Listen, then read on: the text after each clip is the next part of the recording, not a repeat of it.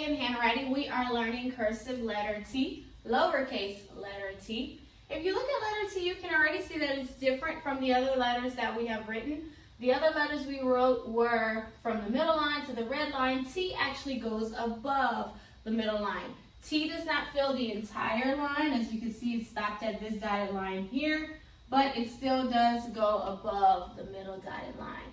We'll go ahead and begin writing T. T starts on the red line. First thing you do is you're going to curve up and you're going to stop at this line. Again, you're going to curve up, stop here. Whenever you stop here, go back down the same line.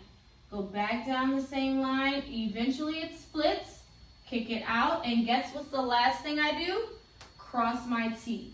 Just like when we wrote letter I, we had to finish the letter first before we dotted. Same thing with letter T. You finish the entire letter first before you cross your T. You never stop in the middle of writing to cross the T. You always wait until you are finished. So if I'm writing the word bet, I finish, then I cross my T. Why? Because again, yesterday I told you that cursive writing, all the letters are connected. If you are stopping in the middle of writing, it's not going to look neat. You want to make sure that you finish it. You have everything connected all the way through before you cross. And that's only with T and I and then capital F, but we'll get to capital F later. But with T and I, remember you dot your I and you cross your T after you are finished writing the entire letter. Again, T will curve up. You come straight down, kick it out, and then cross. Again, curve up, straight down the same line, then it will kick out, then you cross. Straight up. This is what happens when you don't go down the same line. Looks like an A. We don't want it to look like an A. Make sure whenever you're writing T, the same line that you go up is the same line you come back down. It does split whenever you get to the bottom, but you don't try to split it. Now, don't follow the line all the way down. Whenever you go up, come straight down the same line, and then it splits on its own. And then you cross your T last. Again, you're going to curve up, straight down the same line, it splits, then you cross your T last. In your book, you also have where you are connecting T to your other letters. One letter that you are connecting T to is letter A and letter E. All the rest of the letters, when we connect T, it's pretty simple. If you're connecting T-E, you're just going to do your T, then do E, then cross it. Again, T, then you go into E, cross your T. When we do T-U, same thing. We're going to do T, then we do our U, then we cross. Remember we learned E and U already. Again, whenever I do T-U, I do T, then I add my U, then I cross. Now, whenever we connect T-O or T-A, we write those a little differently. Whenever we connect T-A, we will start writing our T, but when we go to write our A, we have to follow a certain way to write the letter A.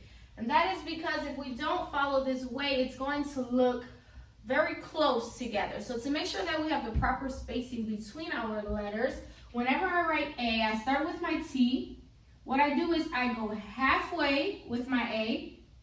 I go halfway, then I come back around, and then I close the A, cross my T.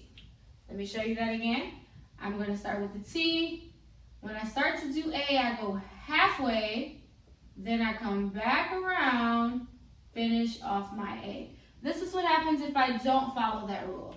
So if I just write A the regular way that we learned it, it doesn't look too good, and it's very close. And with cursive writing, you want to make sure that your letters are split apart from another because they are connected. They have to have good space between them so that you can read it and so that someone else can be able to read it. You don't want it to be too close.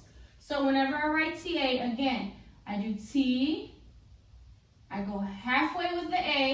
Then I come back around to close it, down, kick it out, cross my T. The same rule applies whenever I do T-O. Same exact thing. I start with the T. I do O halfway. I come back around and then I loop the O out. Just like I showed you on yesterday how we loop the O, you do that same thing. Again, I go up to do the T, halfway to do O, and then I come back around, loop it out, and it's finished. Anytime you are connecting O or A to any letter, that is how you write it. You start it halfway, then you come back around. But I'll show you every time we do it, but that's a rule to remember. Anytime I connect A and O, I have to go halfway, then I come back around to finish it. Again, I'm going to show you up here. So this is T, then halfway to do A, around, close it, then T-O, T, halfway around to do O, then close it and cross. Whenever I do T-I, same thing as T-E and T-U, I just simply write it. If I do T, but remember, I don't cross and dot until I am finished writing the entire thing. So if I'm doing T-I, I start with the T, do the I, cross my T, dot my I last. That is cursive letter T. You can do your workbook page on today. If you do not have your workbook page, that's okay. Practice on loose leaf paper. You can practice letter T and connecting each vowel to letter T as well.